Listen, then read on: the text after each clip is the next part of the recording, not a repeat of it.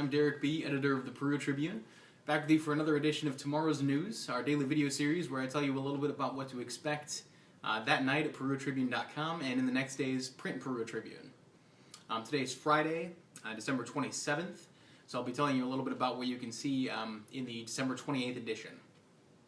On our lead story, we have a report, hopefully our last report, on 26-year-old Shane Galitko of Bunker Hill. He pleaded guilty in November to murdering 76-year-old Arthur Anderson of Kokomo on the Nickel Plate Trail back in 2011.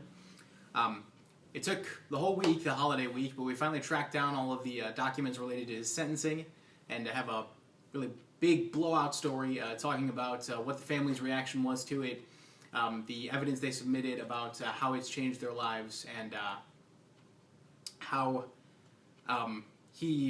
they hope that he'll spend his time in the Department of Corrections, where he'll be for 45 years.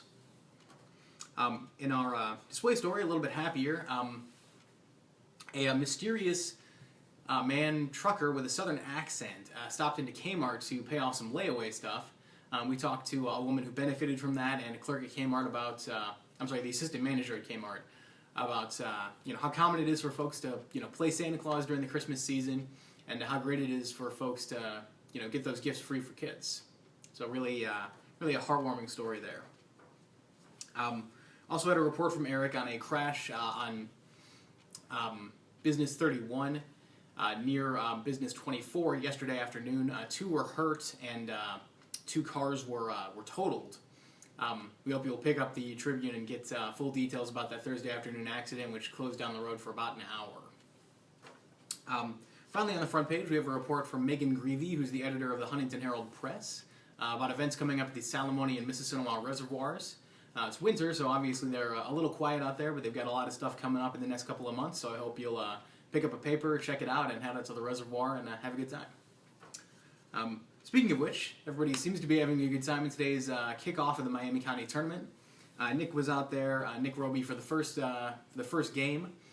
He has actually attended the second game now, but we were not able to get that in a full story in tomorrow's Tribune.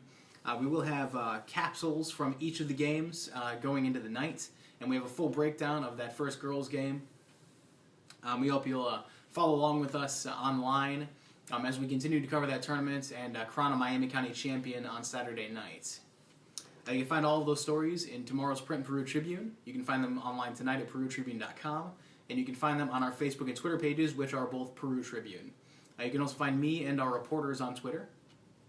Until tomorrow, that's tomorrow's news. I'm Derek B. Have a great weekend.